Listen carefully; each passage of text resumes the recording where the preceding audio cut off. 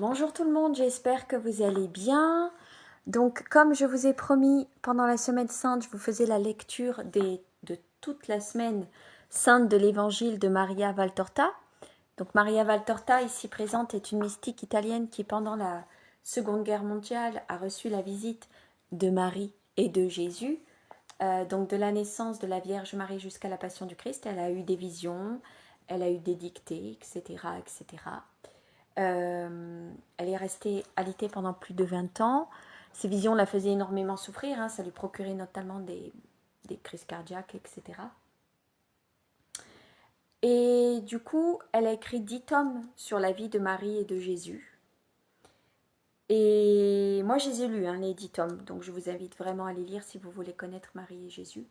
Je vous lis aujourd'hui la crucifixion et la mort et la déposition de croix. C'est une vision du 27 mars 1945. Je vous lis pas tout. Je vous lis pas, dans le sens, je vous lis pas le chemin de croix, Jean qui va chercher Marie. Après, il y a tellement de choses dans le vendredi saint, parce que dans le vendredi saint, il y a aussi le suicide de Judas. Judas se suicide aussi aujourd'hui. Il y a vraiment un gros chapitre dans cet évangile. Donc du coup, je ne vous lis que la crucifixion et la mort et la déposition de croix. Vision du 27 mars 1945. 4 hommes musclés qui me paraissent être juifs, et juifs plus dignes de la croix que les condamnés, ils sont sûrement de la même catégorie que les flagellateurs, sautent d'un sentier sur le lieu de supplice, vêtus de tuniques courtes et sans manches, et ils ont dans les mains des clous, des marteaux et des cordes, qu'ils montrent aux condamnés, en se gosant d'eux. La foule est agitée par un délire cruel. Le centurion présente l'amphore à Jésus pour qu'il boive la mixture anesthésique du vin mêlé de la myrrhe, mais Jésus la refuse. Les deux larrons, au contraire, en boivent une quantité. Puis l'amphore largement évasée est placée près d'une grosse pierre, presque en haut du sommet. On donne aux condamnés l'ordre de se dévêtir. Les deux larrons le font sans aucune pudeur. Ils s'amusent, mais à faire des actes obscènes vers la foule, et en particulier vers le groupe sacerdotal, tout blanc dans ses vêtements de lin, qui est revenu tout doucement sur la plateforme la plus basse, en profitant de sa qualité pour s'insinuer à cet endroit.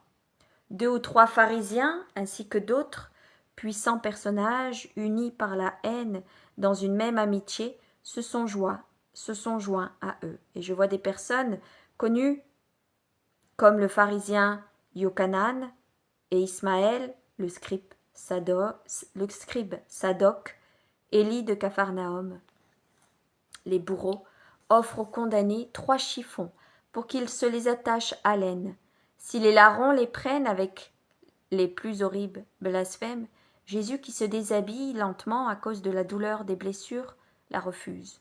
Il pense peut-être qu'on lui laissera les sous-vêtements qu'il a gardés, même pendant la flagellation. Mais quand on lui dit de les enlever, il tend la main pour mendier au bourreau ce chiffon, afin de cacher sa nudité. Il est vraiment l'anéanti, jusqu'à devoir quémander une guenille au criminel. Mais Marie a vu. Elle a ôté le long et fin voile blanc qui lui couvre la tête, sous le manteau foncé, et dans lequel elle a déjà versé tant de larmes. Elle l'enlève sans faire tomber le manteau, et le donne à Jean pour qu'il le présente à Longínus pour son fils. Le centurion prend le voile sans difficulté. Au moment où Jésus va se déshabiller complètement, en se tournant non vers la foule, mais vers le côté où il n'y a personne, montrant ainsi son dos strié de bleu, et des ampoules saignant par les blessures ouvertes, ou les croûtes sombres, poules saignant par les blessures, par les blessures ouvertes ou les croûtes sombres, Longínus lui tend le voile de sa mère. Jésus le reconnaît. Il s'en enveloppe en lui faisant faire plusieurs fois le tour du bassin, et il le fixe bien pour qu'il ne glisse pas. Les premières gouttes de sang tombent aussitôt sur le lin baigné, seulement jusqu'alors, de larmes, car de nombreuses blessures, à peine couvertes de sang coagulé, se sont rouvertes quand il s'est baissé pour enlever ses sandales et déposer ses vêtements. Et le sang recommence à couler. Jésus se tourne maintenant vers la foule, et on voit ainsi que la poitrine, les bras, les jambes ont été toutes frappées par les fouets. À la hauteur du foie, il y a un énorme bleu, et sous l'arc costal gauche, 7 traces en relief, terminées par 7 petites déchirures sanglantes, à l'intérieur d'un cercle violacé. Un féroce coup de fouet dans cette région si sensible du diaphragme, les genoux contusionnés par les chutes répétées qui ont commencé aussitôt après sa capture et se sont terminées sur le calvaire. Sont noirs d'hématomes et ouverts sur la rotule, spécialement le genou droit, et une vaste déchirure sanglante. La foule le vilipende en formant une sorte de chœur. Tu es le plus beau des enfants des hommes. Les filles de Jérusalem t'adorent. Et elles se mettent à palsmodier. Mon bien-aimé est clair et vermeil. On le distingue entre 10 000. Sa tête est d'or, d'un or pur. Ses boucles d'un noir de corbeau ondulent. Ses yeux sont comme des colombes au bord d'un ruisseau qui baigne dans le lait et repose tranquille. Ses joues, un parterre d'arômes, des corbeilles de senteurs, ses lèvres des lys, un ruissellement de myrrhe, ses bras, des torsades d'or serties de topaze, son ventre, un bloc d'ivoire couvert de saphir, ses jambes, des colonnes de marbre posées sur les socles d'or pur, son aspect est celui du Liban, comme le cèdre, sans rival, sa bouche est pure délice, tout en lui est désirable. Il rit, crie encore. Le lépreux, le lépreux! Tu as donc forniqué avec une idole pour que Dieu t'ait frappé ainsi. Tu as murmuré contre les saints d'Israël, comme Myriam, la sœur de Moïse, si tu as été ainsi puni. Ô le parfait, toi tu es le fils de Dieu? Mais non, tu es l'avorton de Satan. Lui au moins, Mammon, est fort et puissant, mais toi, tu n'es qu'une loque impuissante et dégoûtante. Les larrons sont attachés sur les croix et amenés à leur place, l'un à droite et l'autre à gauche, mais de cette manière. Par rapport à celle destinée à Jésus, il hurle, lance des imprécations maudissent lorsque les croix sont portées près du trou et les secoue, tandis que leurs poignets sont sciés par les cordes, leurs cris et leurs blasphèmes contre Dieu, contre la loi. Les Romains et les Juifs sont infernaux. Vient le tour de Jésus. Doux, il s'allonge sur le bois. Les 2 larrons étaient tellement déchaînés que les 4 bourreaux n'y arrivaient pas, avaient dû demander l'intervention des soldats pour les maintenir, afin qu'ils repoussent par les coups de pied, qu'ils ne repoussent pas par coups de pied les tortionnaires qui les attachent par les poignets. Mais pour Jésus, il n'est pas besoin d'aide. Il se couche et met la tête là où on lui dit de la mettre, il ouvre les bras comme on lui demande de la faire, et tend les jambes comme on lui ordonne. Il s'occupe seulement de bien ajuster son voile. Désormais, son long corps mince et blanc se détache sur le bois sombre et le sol jaunâtre. 2 bourreaux s'asseyent sur la poitrine pour le tenir immobile, et je pense à l'oppression et à la souffrance qu'il doit avoir ressentie sous ce poids. Un 3e lui saisit le bras droit en le tenant d'une main à la première partie de l'avant-bras et de l'autre au bout des doigts. Le 4e a déjà en main le long clou à tige quadrangulaire, terminé par une plaque arrondie et plate, large comme un sou d'autrefois.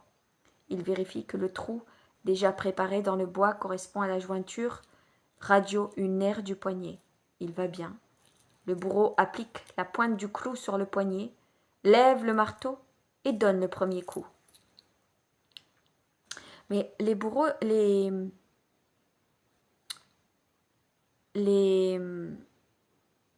larrons, ils n'ont pas été crucifiés, eux. Ils ont juste été attachés avec une corde. Ou si ils ont été attachés, ils ont été crucifiés. Ils sont attachés sur les croix et amenés à leur place. Mais ça veut dire qu'ils ont été crucifiés aussi, ou ils ont juste eu la corde, les larrons? je ne sais pas. Jésus, qui avait les yeux fermés, pousse un cri et a une contraction à la suite de la douleur aiguë. Écarquillant ses yeux, noyé de larmes, il doit ressentir une douleur atroce. Le clou pénètre en rompant les muscles, les veines, les nerfs, en brisant les os. Marie répond au cri de son fils, torturé par un gémissement qui rappelle la plainte d'un agneau qu'on égorge. Et elle se courbe, comme brisée, en se tenant la tête dans les mains. Jésus, pour ne pas la torturer, ne crie plus. Mais les coups sont là, méthodiques, âpres, du fer contre le fer, dire que, dessous, c'est un membre vivant qui le reçoit. La main droite est clouée. On passe à la gauche. Le trou ne correspond pas aux carpes. Alors ils prennent une corde, lient le poignet gauche, et tirent jusqu'à déboîter la jointure et arracher les tendons et les muscles, sans compter qu'ils lacèrent la peau déjà sciée par les cordes de la capture. L'autre main aussi doit souffrir, car elle est étirée par contre-coup et autour de son clou. Le trou s'élargit, on arrive à peine en haut du métacarpe, près du poignet.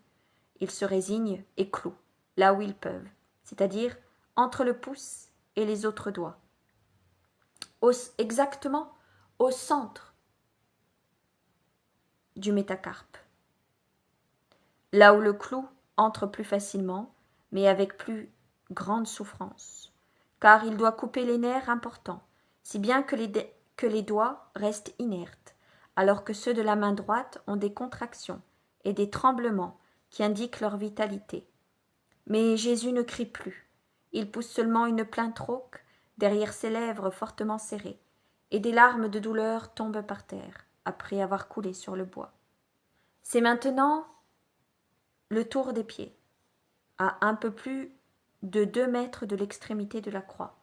Il y a un petit coin, à peine suffisant pour un pied.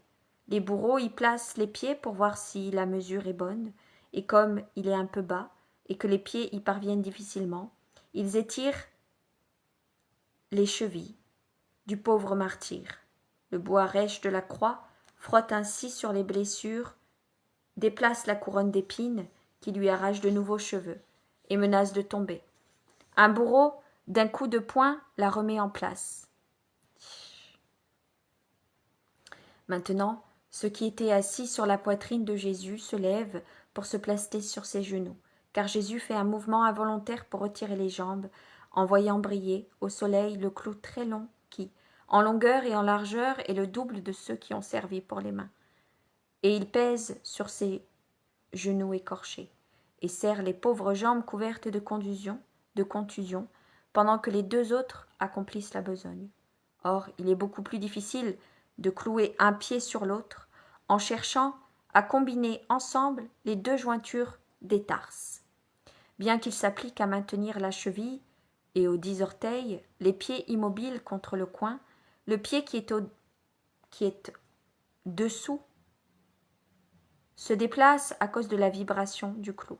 Ils doivent presque le déclouer, parce qu'une fois entré dans les parties molles, le clou est déjà émoussé, après avoir traversé le pied droit, doit être amené un peu plus vers le milieu.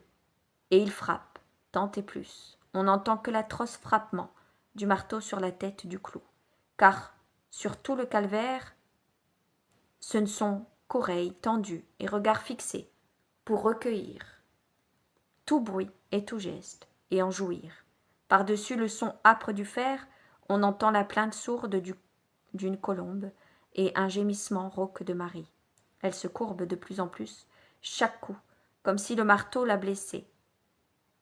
Elle, la mère martyre, et on comprend qu'elle semble près d'être brisée par cette torture. La crucifixion est redoutable, égale à la flagellation pour la douleur, plus atroce à regarder, car on voit le clou disparaître dans les chairs vivantes. En revanche, elle est plus brève, alors que la flagellation épuise par sa durée. Pour moi, l'agonie du jardin de Gethsémani, la flagellation et la crucifixion sont les moments les plus cruels. Elles me dévoilent la crucifixion.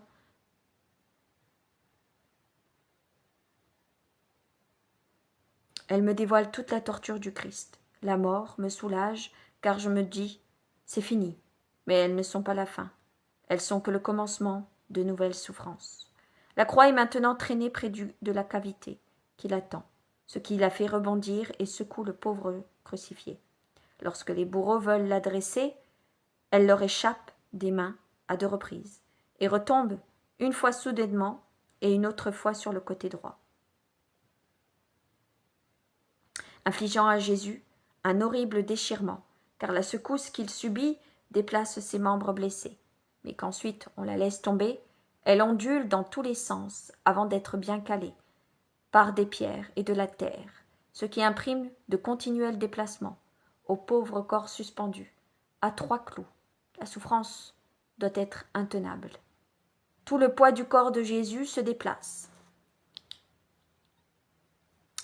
en avant et vers le bas, et les trous s'élargissent, en particulier celui de la main gauche, de même que celui des pieds. Le sang jaillit.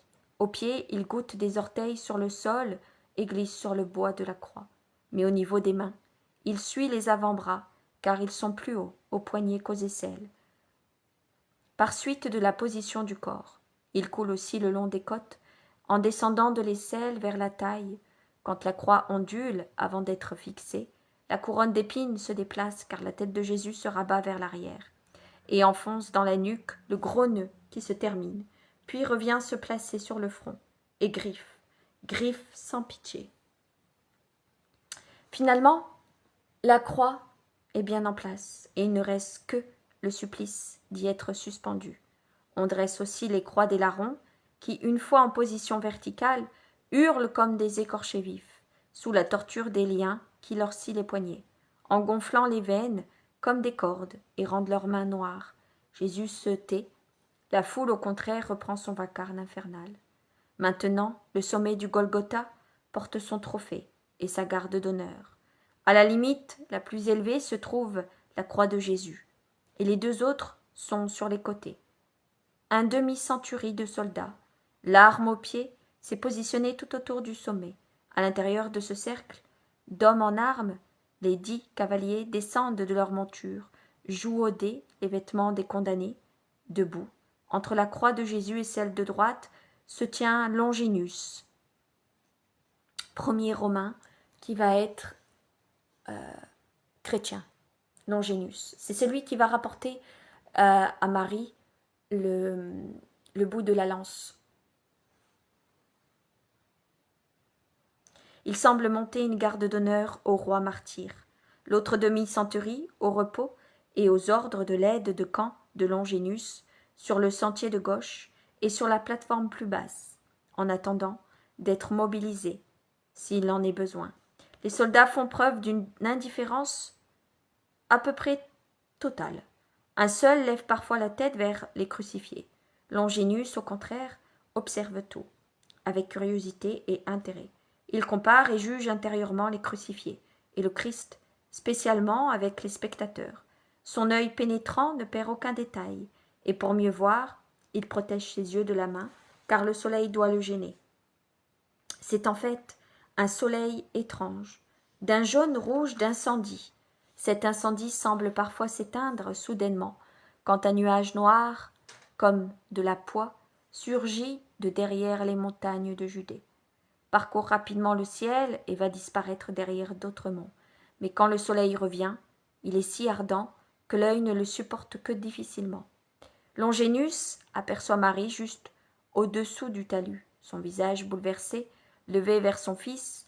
Il aile un des soldats qui joue au dé et lui dit : « Si la mère de cet homme veut monter avec le fils qui la soutient, qu'elle vienne, escorte-la et aide-la. » Alors Marie, soutenue par Jean, que l'on prend pour son fils, monte par un petit escalier creusé dans le tuffeau, je crois, et franchit le cordon de soldats pour venir au pied de la croix, mais un peu à l'écart pour être vue par Jésus et pour le voir.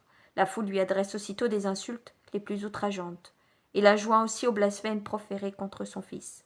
Mais elle, de ses lèvres tremblantes et blanches, cherche seulement à le réconforter, avec un sourire déchiré, sur lequel viennent s'essuyer des larmes qu'aucune volonté ne parvient à retenir.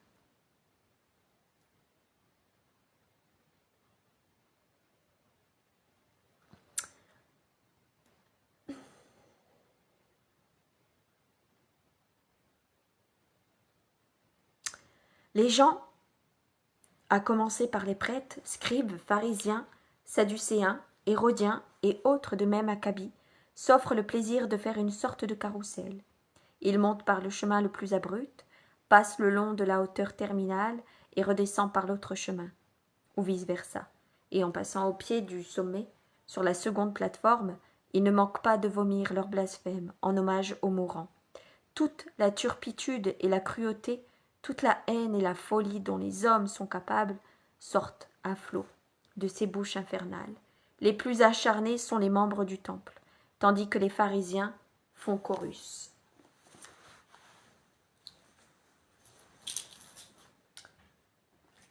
Sauveur du genre humain, pourquoi ne te sauves-tu? Pourquoi ne te sauves-tu pas? Ton roi Belzébuth t'a-t-il abandonné? Il t'a renié? Lance 3 prêtres et une bande de juifs. Toi qui, pas plus tard qu'il y a 5 jours, avec l'aide du démon, faisais dire au Père, qu'il allait te glorifier. Pourquoi ne lui rappelles-tu pas sa promesse? Et 3 pharisiens. Blasphémateur, il a sauvé les autres, prétend-il avec l'aide de Dieu. Il ne réussit pas à se sauver lui-même. Tu veux qu'on te croie? Alors fais ce miracle. Tu ne peux pas, hein. Maintenant, tu as les mains clouées et tu es nu. Tout le monde dit que c'est les Romains qui ont cloué Jésus. Dans la réalité, c'est les Juifs, les membres du Sanhédrin, qui ont comploté et exigé la mort de Jésus. Hérode, non, c'est pas Hérode, c'est qui déjà? Je sais, non, c'est pas Hérode, c'est Ponce Pilate, a eu tellement peur de la foule et peu de volonté qu'il a accédé à la demande. Et les Romains ont fait ce qu'ils devaient le faire. Longénus, comme dit Jésus, tu dois obéir aux ordres. Donc en vérité, c'est les Juifs qui ont crucifié Jésus. C'est pas les Romains. Les Romains ont obéi au peuple juif. Surtout les membres du Sanhédrin. Des Sadducéens et des Hérodiens s'adressent aux soldats. Gare à ne plus être envoûtés, pour qui avait pris ses vêtements. Il a en lui un signe infernal. Non, c'est Hérode, c'est pas Ponce Pilate. À chaque fois, je confonds les deux. Une foule en chœur. Descends de la croix, et nous croirons en toi. Toi qui détruis le temple, quel fou. Regarde-le, le glorieux et saint temple d'Israël. Il est intouchable.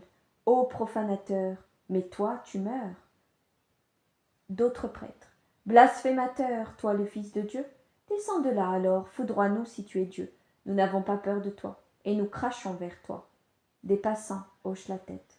Il ne sait que pleurer. Sauve-toi, s'il est vrai que tu es l'élu. Même les soldats s'y mettent. Mais sauve-toi donc. Réduit en cendres ce ramassis de bas-fonds. Oui, les bas-fonds de l'Empire, voilà ce que vous êtes, canaille de fuifs. Fais-le, Rome te mettra au Capitole et t'adorera comme une divinité. Mince, j'ai plus de batterie, il faut que je recharge.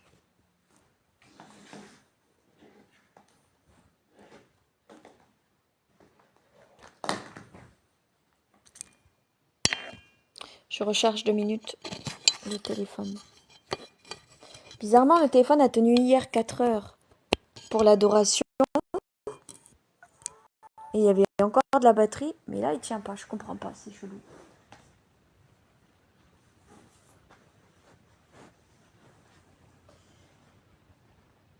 D'autres prêtres. Blasphémateur, toi le Fils de Dieu, descends de là. Alors foudroie-nous si tu es Dieu.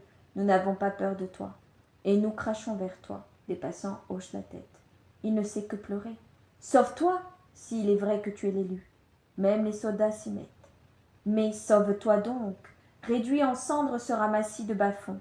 Oui, les bas-fonds de l'Empire, voilà ce que vous êtes, canaille de fuifs. Fais-le. Rome te mettra au Capitole et t'adorera comme une divinité. Les prêtres et leurs comparses. Les bras des femmes étaient plus doux que ceux de la croix, n'est-ce pas? Mais regarde, elles sont déjà prêtes à te recevoir. Et ils disent un mot infâme. Tu as Jérusalem tout entière pour te servir, de paranymphe et ils sifflent comme des charretiers. Les hommes lancent des pierres, change-les en pain, toi qui les multiplies. Certains singent les hosannas du dimanche des rameaux, agitent des palmes et crient. Maudit soit celui qui vient au nom du démon, maudit soit son royaume, gloire à Sion qui le retranche du monde des vivants. Un pharisien se place en face de la croix, montre le poing en lui faisant des cornes et lance. Je te confie au Dieu du Sinaï, disais-tu. Maintenant le Dieu du Sinaï, le Dieu du Sinaï te prépare au feu éternel. Pourquoi n'appelles-tu pas Jonas pour qu'il te rende un bon service? Un autre. N'abîme pas la croix avec les coups de tête. Elle doit servir pour tes fidèles. Il en mourra toute une légion sur ton bois. Je te le jure par le Très-Haut, et pour commencer, j'y mettrai Lazare. Nous verrons si tu l'arraches à la mort cette fois. Oui, oui, allons chez Lazare, clouons-le de l'autre côté de la croix. Et comme des perroquets, ils imitent la parole lente de Jésus. Lazare, mon ami, sort, déliez-le et laissez-le aller. Non, il disait à Marthe et à Marie-Madeleine, ces femmes, je suis la résurrection et la vie. Ah ah ah, la résurrection ne sait pas repousser la mort et la vie meurt. Voici Marie-Madeleine avec Marthe. Demandons-leur où est Lazare et allons le chercher. Il s'avance vers les femmes pour leur demander avec arrogance où est Lazare, au palais, alors que tandis que les autres femmes terrorisées fuient derrière les bergers, Marie-Madeleine retrouve dans sa douleur sa vieille hardiesse du temps du péché, s'avance vers eux. Allez-y, vous trouverez déjà au palais les soldats de Rome et 500 hommes armés de métères, et ils vous castreront comme de vieux boucs destinés au repas des esclaves, attachés aux meules. Effronté, c'est ainsi que tu t'adresses au prêtre. Sacrilège, infâme, maudit, tournez-vous. Je vois les langues des flammes infernales derrière vous. Les lâches se tournent, vraiment terrorisés, tant est assurée l'affirmation de Marie. Mais s'il n'y a pas de flammes, ils sont contre le dos des lances romaines, bien pointues. En effet, Longénus a donné un ordre, et la demi-centurie, qui était au repos, est entrée en faction, et pique aux fesses les premiers qu'elle trouve. Ceux-ci s'enfuient en poussant des grands cris, et la demi-centurie reste pour fermer l'entrée des deux chemins et constituer un barrage à la plateforme. Les Juifs lancent des imprécations, mais Rome est la plus forte. Marie-Madeleine rabaisse son voile, elle l'avait levé pour parler à ceux qui les insultaient, et revient à sa place. Les autres reviennent vers elle. Mais le larron de gauche continue les insultes du haut de sa croix. Il donne l'impression d'avoir voulu rassembler tous les blasphèmes d'autrui. Et il les débite tous avant d'achever. Sauve-toi et sauve-nous, si tu veux qu'on croie en toi. Le Christ, toi, tu es un fou. Le monde appartient aux fourbes et Dieu n'existe pas. Moi, j'existe. Voilà la vérité. Tout m'est permis. Dieu, faribole inventé pour nous tenir tranquilles. Vive notre être personnel. Lui seul est le roi et Dieu. L'autre larron, celui de droite, a Marie, près de ses pieds. Il la regarde presque plus qu'il ne regarde le Christ. Depuis un moment, il pleure en murmurant. La mère. Il dit, tais-toi, tu ne crains pas Dieu, même maintenant que tu subis cette peine. Pourquoi insultes-tu un homme bon? Son supplice est encore plus grand que le nôtre. Or, lui n'a rien fait de mal. Mais l'autre continue ses imprécations. Jésus se tait, haletant sous l'effort qui lui impose sa position, cause de la fièvre et de son état cardiaque et respiratoire, conséquence de la flagellation, subie sous une forme aussi violente. À cause aussi de l'angoisse profonde qui lui avait fait suer du sang, il cherche à se procurer quelque soulagement en allégeant le poids qui pèse sur ses pieds, en suspendant à ses mains par la force des bras. Peut-être fait-il cela pour vaincre un peu la crampe qui déjà tourmente ses pieds, et que trahit un frémissement musculaire. Mais le même frémissement affecte les fibres des bras, qui sont forcés dans cette position. Ils doivent être gelés à leurs extrémités, puisque placés plus haut et délaissés par le sang, qui arrive difficilement aux poignets, puis coule par les trous des clous, en laissant les doigts sans circulation. Ceux de gauche surtout sont déjà cadavériques et restent sans mouvement, repliés vers la paume. Même les orteils expriment leur souffrance, en particulier les pouces, peut-être parce que leur nerf est moins blessé. Ils se lèvent, s'abaissent, s'écartent. Au niveau du tronc, le supplice se manifeste par un mouvement rapide, mais sans profondeur, qui le fatigue, sans le soulager. Les côtes très larges et élevées d'elles-mêmes, car la structure du corps de Jésus est parfaite, sont maintenant dilatées, plus qu'il ne le faut à cause de la position prise par le corps et de l'œdème pulmonaire qui s'est sûrement formé à l'intérieur. Et pourtant, elles ne servent pas à alléger l'effort respiratoire, d'autant plus que tout l'abdomen aide, par son mouvement, le diaphragme qui se paralyse de plus en plus. La congestion de l'asphyxie grandit de minute en minute, comme l'indique la couleur cyatonique qui souligne les lèvres d'un rosé allumé par la fièvre, et les étirements d'un rouge violet, qui badigeonne le cou le long des veines jugulaires gonflées et s'élargit jusqu'aux joues, vers les oreilles et les tempes. Le nez est effilé et exsangue, et les yeux s'enfoncent dans un cercle qui devient livide, là où il est privé de sang, que la couronne d'épines a fait couler. Sous l'arc costal gauche, on voit le cou propagé à partir de la pointe du cœur, irrégulier mais violent. De temps en temps, sous l'effet d'une convulsion interne, le diaphragme a un frémissement profond qui se manifeste par une détente totale de la peau, dans la mesure où elle peut s'étendre sur ce pauvre corps blessé et mourant. Le visage a déjà pris l'aspect que nous connaissons sur les photographies du linceul, avec le nez dévié et gonflé d'un côté, l'œil droit presque fermé, à cause de l'enflure de ce côté, augmente encore cette ressemblance. La bouche, au contraire, est ouverte, et sa blessure sur la lèvre supérieure est désormais réduite à une croûte. La soif provoquée par la perte de sang, par la fièvre et par le soleil doit être intense, au point que, par un mouvement machinal, Jésus boit les gouttes de sa sueur et de ses larmes, et même les gouttes de sang qui coulent du front jusqu'à ses moustaches, qu'il s'en humecte la langue. La couronne d'épines l'empêche de s'appuyer au tronc de la croix pour aider la suspension par les bras et soulager les pieds. Les reins et toute l'épine dorsale se courbent vers l'extérieur. Il se détache du tronc de la croix à partir du bassin vers le haut, à cause de la force d'inertie, qui fait pencher en avant un corps suspendu, comme l'était le sien.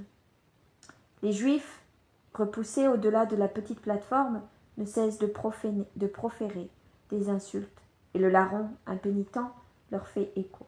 L'autre, qui regarde Marie avec une pitié toujours plus grande, pleure, et il riposte vertement quand il se rend compte qu'elle aussi est comprise dans les invectives adressées à Jésus. Tais-toi, tais-toi, rappelle-toi que tu es né d'une femme, et pense à nos mères. Pense que nos mères ont pleuré à cause de leurs fils, et ce furent des larmes de honte, parce que nous sommes des criminels, elles sont mortes. Je voudrais pouvoir demander pardon à la mienne, mais le pourrais-je? C'était une sainte. La douleur que je lui ai causée l'a tuée. Je suis un pécheur, qui me pardonnera? Mère, au nom de ton fils, mourant, prie pour moi. Marie lève un instant son visage torturé pour regarder ce malheureux, qui, à travers le souvenir de sa propre mère et la contemplation d'elle-même, évolue vers le repentir. Elle paraît le caresser de son regard de colombe. Les larmes de Dismas redoublent, ce qui déchaîne encore plus les moqueries de la foule et de son compagnon. La première crie « Bravo! Prends-la pour mère, cela lui fera 2 fils criminels. » Et l'autre enchérit. Elle t'aime car tu es une copie, une mauvaise copie de son enfant bien-aimé. Jésus prend la parole pour la première fois. Père, pardonne-leur, parce qu'ils ne savent pas ce qu'ils font. Cette prière vint toute crainte chez Dismas. Il ose regarder le Christ et dit « Seigneur, souviens-toi de moi quand tu seras dans ton royaume. Pour moi, il est juste que je souffre ici, mais accorde-moi miséricorde et paix dans l'autre vie. Un jour, je t'ai entendu parler, et dans ma folie, j'ai repoussé ta parole. Je m'en repens maintenant. Je me repens de mes péchés devant toi, Fils du Très-Haut. Je crois que tu viens de Dieu. Je crois en ton pouvoir. Je crois en ta miséricorde. Christ, pardonne-moi. Au nom de ta mère et de ton Père très saint. Jésus se tourne et le regarde avec une profonde pitié. Avec un sourire encore très beau, sur sa pauvre bouche torturée, il déclare « Je te le dis, aujourd'hui tu seras avec moi au paradis. » Le larron repenti se calme et ne sachant plus les prières apprises pendant son enfance, il répète comme une oraison jaculatoire « Jésus de Nazareth, roi des Juifs, aie pitié de moi. Jésus de Nazareth, roi des Juifs, j'espère en toi. Jésus de Nazareth, roi des Juifs, je crois à ta divinité. » L'autre persiste dans ses blasphèmes. Le ciel devient toujours plus sombre. Il est désormais rare que les nuages s'en trouvent pour laisser passer le soleil. Ils s'amoncellent, au contraire, en couches de plus en plus épaisses. Blanches verdâtres, ils se surmontent, se démêlent selon les caprices d'un vent froid, qui parcourt le ciel par intervalles, puis descend sur la terre, puis se tait de nouveau. L'air est presque plus sinistre quand il se tait, étouffant et mort, que quand il siffle, coupant et rapide. La lumière d'abord vive, outre mesure, est en train de devenir blafarde. Les visages prennent des teintes bizarres, les soldats sont leurs casques, et dans leurs cuirasses, d'abord brillantes, mais dorénavant enveloppées dans une lumière glauque, sous un ciel de cendres, présentent les profils, durs, comme s'ils étaient sculptés. Les Juifs, en majorité, bruns de peau, de cheveux et de barbe, ont l'air de noyer, tant leurs visages deviennent terreux. Les femmes ressemblent à des statues de neige, bleutées à cause de leur pâleur exsangue que la lumière accentue. Jésus paraît devenir sinistrement livide, comme s'il commençait à se décomposer, comme s'il était déjà mort. Sa tête commence à retomber sur la poitrine, les forces lui manquent rapidement. Il tremble, malgré la fièvre qui le brûle, et dans sa faiblesse, il murmure le nom qu'il prononçait, jusqu'ici, qu'au fond de son cœur. « Maman, maman !» Il le murmure doucement, comme dans un soupir, comme si il éprouvait déjà un léger délire, qui l'empêche de se retenir autant que sa volonté le voudrait. Et Marie, chaque fois, ne peut s'empêcher de lui tendre les bras, comme pour le secourir. Les gens cruels rient de ce spasme de mourants et de celle qui les partage. Prêtres et scribes montent de nouveau par derrière les bergers, qui cependant se tiennent sur la plate-forme basse.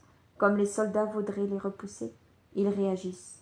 Ces Galiléens n'y sont-ils pas? C'est aussi notre place, car il nous faut vérifier que justice est faite complètement. Or, nous ne pouvons pas voir de loin dans cette lumière étrange. En fait, beaucoup commencent à être impressionnés par la lueur qui est en train d'envelopper le monde. Certains même ont peur. Les soldats, eux aussi, regardent le ciel, car une sorte de cône, qui semble de l'ardoise, tant il est sombre, s'élève comme un pin derrière un sommet. On pourrait croire à une trombe marine. Il s'élève et produit des nuages de plus en plus noirs, comme si c'était un volcan vomissant de la fumée et de la lave. C'est dans cette lumière crépusculaire et effrayante que Jésus donne Jean à Marie et Marie à Jean. Il penche la tête, car la mère, pour mieux voir, s'est mise plus près sous la croix, et lui dit « Femme, voici ton fils, fils, voici ta mère. » Marie a le visage encore plus bouleversé après cette parole, le testament de son Jésus, qui n'a rien à donner à sa mère, sinon un homme, lui qui par amour de l'homme la prive de l'homme Dieu, mais d'elle. Mais elle, la pauvre Marie, s'efforce de ne pleurer que silencieusement, car elle ne peut pas s'en empêcher. Ses larmes coulent malgré les efforts qu'elle fait pour les retenir, bien que sa bouche garde un sourire déchirant qu'elle fixe sur les lèvres pour lui, pour le réconforter, lui. Les souffrances ne cessent d'augmenter, et la lumière ne cesse de décroître. C'est dans cette lumière du fond marin que Nicodème et Joseph, qui étaient derrière les Juifs, traversent leur rang. « Écartez-vous. Impossible. Que voulez-vous » demandent les soldats. « Passez. Nous sommes les amis du Christ. » Les chefs des prêtres, indignés, se tournent. « Qui ose se déclarer ami du rebelle ?» Et Joseph, résolument, « Moi, noble membre du grand conseil, Joseph d'Arimathie, l'ancien, et j'ai avec moi Nicodème, chef des Juifs. Qui pactise avec le rebelle est un rebelle, et qui pactise avec les assassins est un assassin. Éléazar, fils d'Anne, j'ai vécu en juste, et maintenant je suis âgé. est près de mourir, et je ne veux pas devenir injuste, alors que déjà le ciel descend sur moi, et avec lui le juge éternel. Toi, Nicodème, je m'étonne, moi aussi, et d'une seule chose, qu'Israël soit tellement corrompu qu'il ne sait plus reconnaître Dieu. Tu me dégoûtes. Écarte-toi donc et laisse-moi passer. Je ne demande que cela. Pour te contaminer davantage, si je ne me suis pas contaminé en restant à vos côtés, rien ne me contamine plus. Soldat prend cette bourse et le laissez passer. Et il tend une d'écurion, le plus proche d'une bourse, et une tablette de cire. Celui-ci en prend connaissance et ordonne aux soldats « Laissez passer cet homme. Laissez passer ces hommes. » Joseph et Nicodème s'approchent des bergers. Je ne sais même pas si Jésus les voit. Dans ce brouillard de plus en plus épais, d'ailleurs déjà son regard se voile dans l'agonie. Mais eux le voient, et ils pleurent sans respect humain, tandis que les insultes des prêtres tombent sur eux. Les souffrances sont toujours plus fortes. Le corps éprouve les premières cambrures de la tétanie, et chaque clameur de la foule les exaspère. La mort des fibres et des nerfs s'étend, les extrémités torturées au tronc rendent de plus en plus difficile le mouvement de la respiration. Plus faible la contraction du diaphragme, et plus désordonnés les battements du cœur.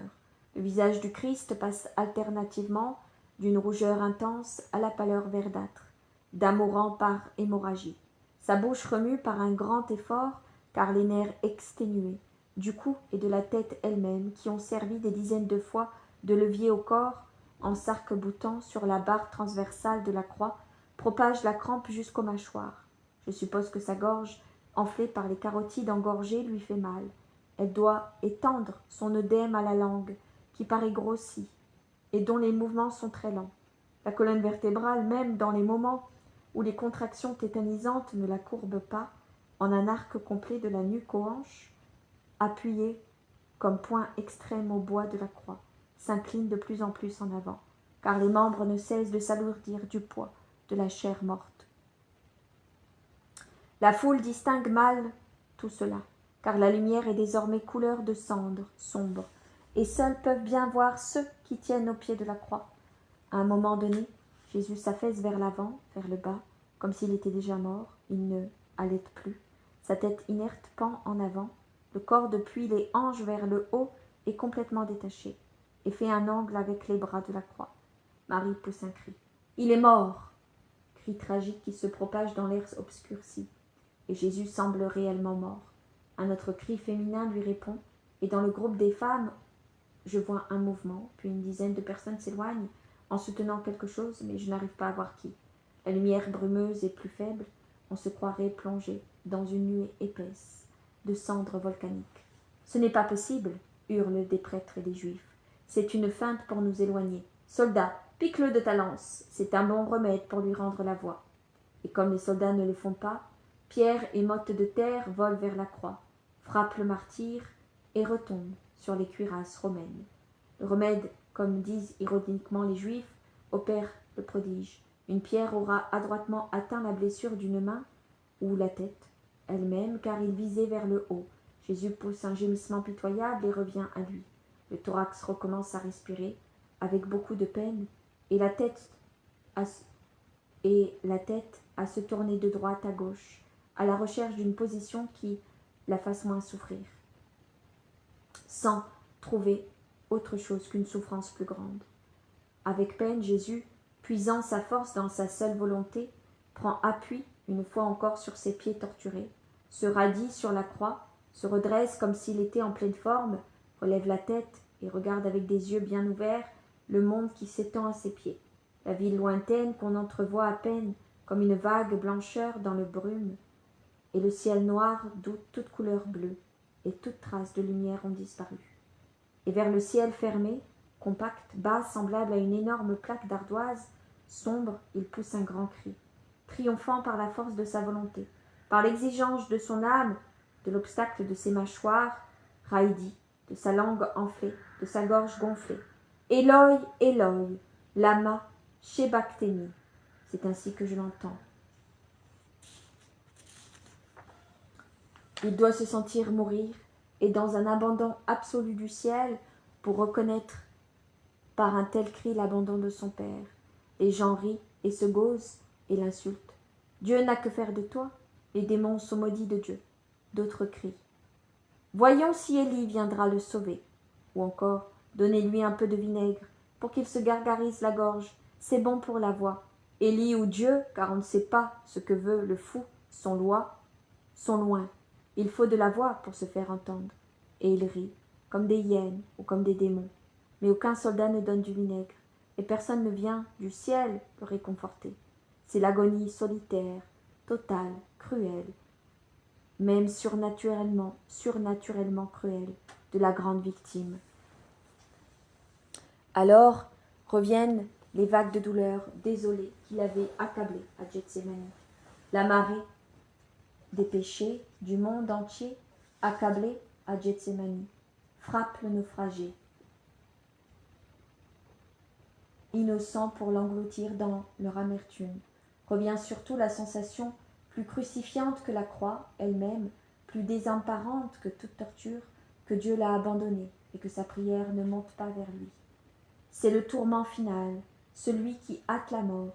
Il exulte les dernières gouttes de sang des pores, il écrase les dernières fibres du cœur, il achève ce que la première connaisse. De cet abandon a commencé la mort, car cet abandon est bien la première cause de la mort de mon Jésus. Ô Dieu, toi qui l'as frappé à cause de nous. Après ton abandon, par l'effet de ton abandon, que devient une créature, un fou ou un mort? Jésus ne pouvait pas devenir fou, car son intelligence était divine et spirituelle. Comme l'est l'intelligence, elle triomphait du traumatisme total de celui que Dieu frappait. Il devint donc un mort, le très saint mort, la mort absolue innocent, mort lui qui était la vie, tué par ton abandon et par nos péchés. L'obscurité s'épaissit. Encore Jérusalem disparaît complètement, et les pentes du calvaire lui-même semblent s'effacer. Seul le sommet en est visible, comme si les ténèbres le surélevaient, pour recueillir l'unique et la dernière lumière qui restait, en la plaçant comme pour une offrande, avec son trophée divin, sur une nappe d'onyx liquide, pour qu'elle soit vue par l'amour et par la haine. De cette lumière qui n'est pas de la lumière, arrive la voix plaintive de Jésus. « J'ai soif !» Il souffle en effet un vent qui altère même les personnes en bonne santé.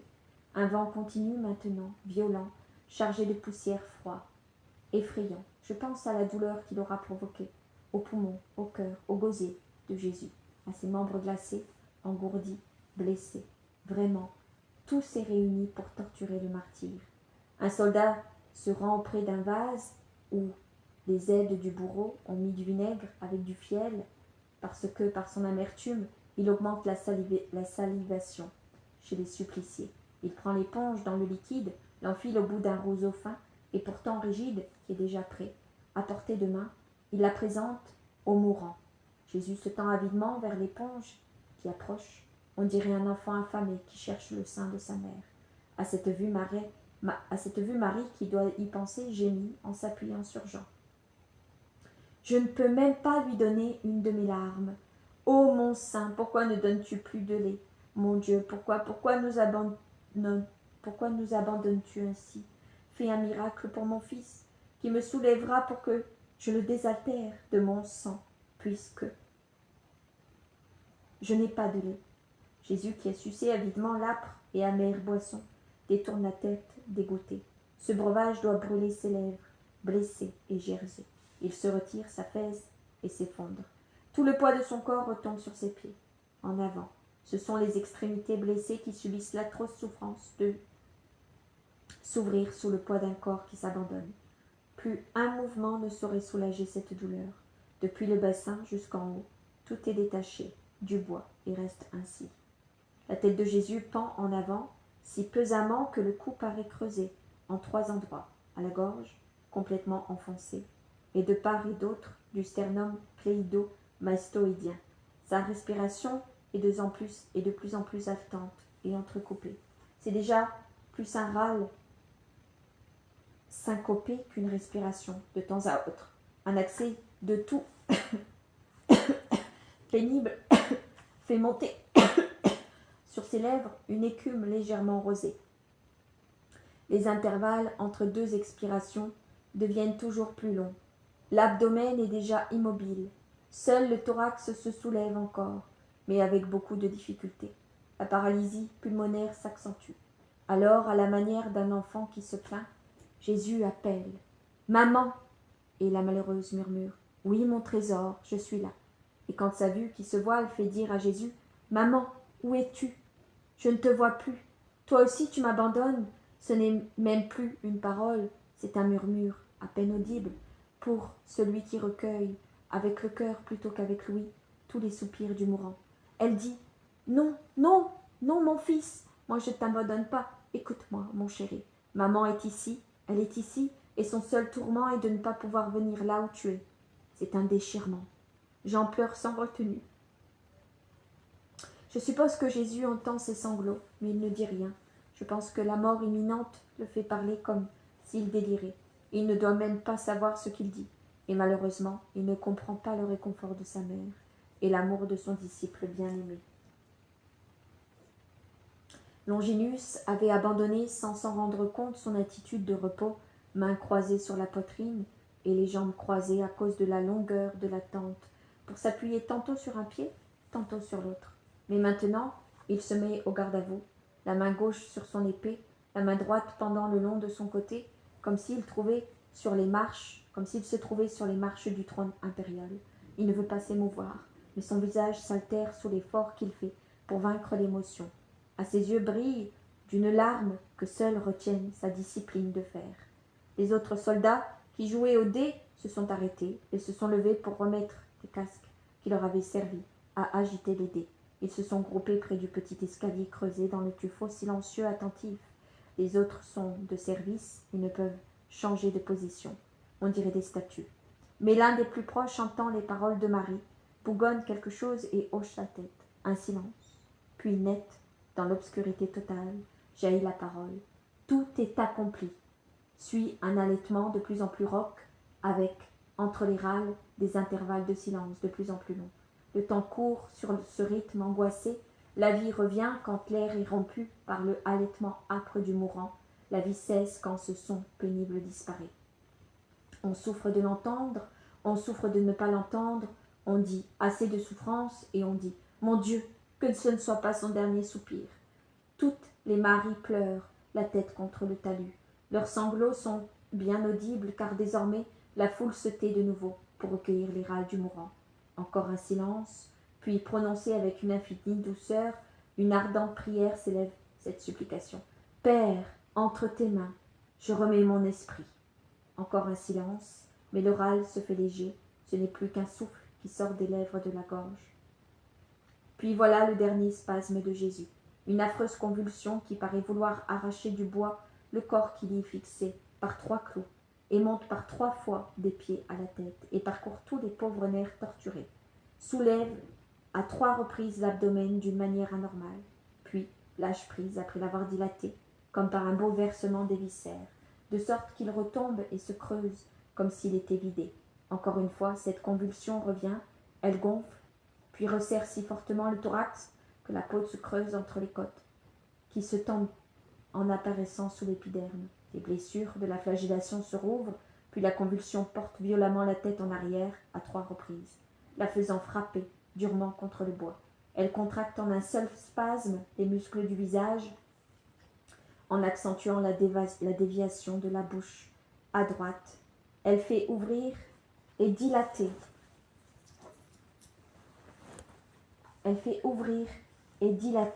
Les paupières sous lesquelles on voit rouler le globe oculaire et apparaître la sclérotique. Le corps se tend tout entier à la dernière des 3 contractions. Jésus n'est plus qu'un arc tendu, vibrant, terrible à voir. Soudain, un cri puissant, impensable dans son corps épuisé se dégage, déchire l'air, le grand cri dont parlent les évangiles et qui est la première par syllabe du mot « maman ». Puis plus rien. La tête retombe sur la poitrine, le corps en avant, le frémissement cesse, ainsi que toute respiration. Jésus a expiré. La terre répond au cri de celui qu'on a tué par un grondement effrayant. On dirait que des milliers de buquins, de géants émettent un même son. Et sur cet accord terrifiant se greffent les notes isolées, déchirantes des éclairs qui sillonnent le ciel en tous sens, tombent sur la ville, sur le temple, sur la foule. Je crois qu'il y aura eu des gens foudroyés, car la foule est frappée directement. Et il n'y a plus d'autre lumière que celle des éclairs, encore est-elle irrégulière. Et puis tout d'un coup, pendant que durent encore les décharges de la foudre, la terre se convulse sous un tourbillon de vent digne d'un cyclone. Le tremblement de terre et la tombe d'air s'unissent dans une même apocalypse pour châtier les blasphémateurs. Le sommet du Golgotha ondule et danse comme un plat dans la main d'un fou. Les secousses telluriques malmènent tellement les trois croix qu'elles pourraient les renverser. Longénus, Jean et les soldats s'accrochent là où ils peuvent, comme ils peuvent, pour ne pas tomber. D'un bras, Jean s'agrippe à la croix, et de l'autre il soutient Marie, qui, à cause de sa douleur et des secousses, s'abandonne sur son cœur. Les autres soldats, et surtout ceux du côté en pente, ont dû se réfugier au milieu pour ne pas être projetés en bas. Les larrons hurlent de terreur, la foule crie encore plus fort et voudrait s'enfuir, mais elle ne peut. Les gens tombent les uns sur les autres, s'écrasent, se précipitent dans les fentes du sol, se blessent, roulent le long de la pente, deviennent fous. Le tremblement de terre et la trompe d'air se répètent 3 fois, puis vient l'immobilité absolue d'un monde mort. Seuls des éclairs, mais centenaires, sillonnent encore le ciel et éclairent la scène des Juifs qui fuient dans tous les sens, les mains dans les cheveux, tendus en avant ou encore levés vers le ciel, méprisés jusque-là, mais dont ils ont maintenant peur. L'obscurité est tempérée par une clarté lumineuse qui, aidée par les lueurs magnétiques des éclairs silencieux, permet de voir que beaucoup gisent sur le sol, morts ou évanouis. Je ne sais. Une maison brûle et les flammes s'élèvent tout droit dans l'air immobile, mettant une nuance de rouge vif sur le vert cendre de l'atmosphère. Marie quitte la poitrine de Jean, lève la tête pour regarder son Jésus. Elle l'appelle car elle le voit mal dans la faible lumière. D'ailleurs, ses pauvres yeux sont pleins de larmes. 3 fois, elle l'appelle. Jésus, Jésus, Jésus. C'est la première fois qu'elle l'appelle par son nom depuis qu'il est sur le calvaire. Enfin, grâce à un éclair qui forme une sorte de couronne sur la cime du Golgotha, elle le voit, immobile, tout penché, la tête complètement inclinée vers l'avant et à droite, au point de toucher l'épaule avec la joue et les côtes avec le menton. Elle le comprend. Elle tend ses mains, qui tremblent, dans l'air obscurci, et crie « Mon fils, mon fils, mon fils !» Puis, elle écoute. Elle a la bouche ouverte, comme si elle pouvait lui servir à mieux écouter, et les yeux dilatés pour voir. Elle ne peut croire que son Jésus n'est plus. Jean, lui aussi, a regardé et écouté, et il a compris que tout est fini. Il prend Marie dans ses bras et cherche à l'éloigner, en disant « Il ne souffre plus ». Mais avant que l'apôtre ne termine sa phrase, Marie, qui a compris, se dégage, tourne sur elle-même, se penche vers le sol, porte ses mains à ses yeux. Elle s'écrie « Je n'ai plus de fils !» Alors elle vacille et tomberait même si Jean ne la recueillait pas sur son cœur. Puis il s'assied par terre pour mieux la soutenir sur sa poitrine jusqu'à ce que les maris remplacent l'apôtre auprès de la mère. Elles ont en effet pu s'approcher sans être retenues par le cercle supérieur des soldats, car maintenant que les Juifs sont enfuis, ils sont rassemblés sur la petite place qui est au-dessous pour commenter l'événement. Marie-Madeleine s'assied là où était Jean et étend presque Marie sur ses genoux, la soutenant entre ses bras et sa poitrine. Elle embrasse son visage exsangue, renversé sur son épaule compatissante. Marthe et Suzanne se servent d'une éponge et d'un linge trempé dans le vinaigre pour laver les tempes et les narines, pendant que sa belle-sœur, la bonne Marie, femme d'Alphée, lui baise les mains en l'appelant d'une voix déchirante.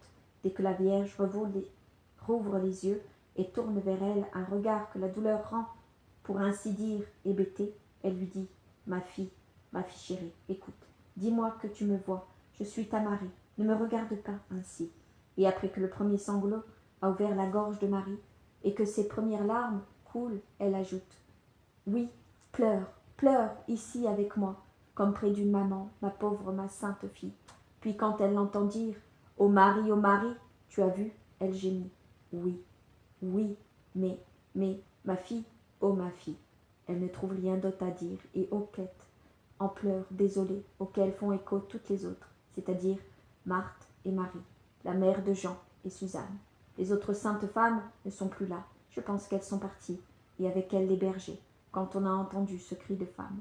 Les soldats discutent. Tu as vu les Juifs? Cette fois ils avaient peur. Et ils se frappaient la poitrine.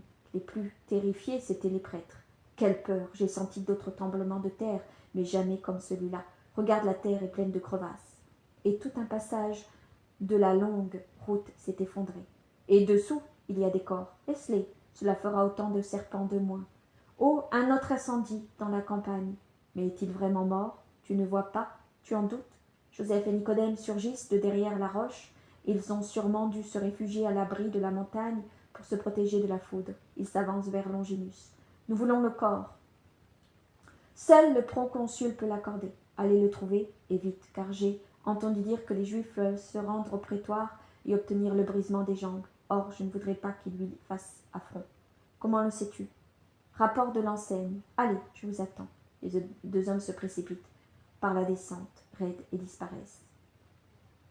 C'est alors que Longinus s'approche de Jean et lui dit un mot que je ne comprends pas. Puis il se fait donner une lance par un soldat. Il regarde les femmes. Elles s'occupent toutes de Marie, qui reprend lentement les forces et tourne le dos à la croix.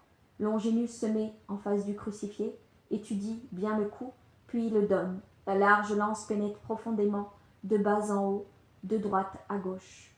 Jean, qui se débat entre son désir de voir et l'horreur de la vision, détourne la tête un instant.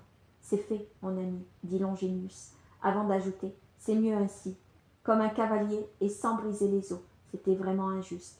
De la blessure sointe beaucoup d'eau et à peine un filet de sang, qui déjà forme des caillons, sointe, ai-je dit. Il ne sort qu'en filtrant par la coupure nette qui reste inerte. Si Jésus avait encore respiré, elle se serait ouverte et fermée par le mouvement du thorax et l'abdomen, pendant que sur le calvaire, tout garde ce tragique aspect. Je rejoins Joseph et Nicodème qui descendent par un raccourci pour aller plus vite. Et je termine ici parce que j'ai mon chemin de croix. Et si je peux, je termine ce soir, mais je ne sais pas à quelle heure termine la messe. Mais en tout cas, vous avez assisté à la mort de Jésus. Je vous dis à cette nuit, 3h du matin pour l'adoration eucharistique. Que la paix du Christ, le manteau du Christ vous recouvre tous. À demain, si Dieu le veut. Bon vendredi saint.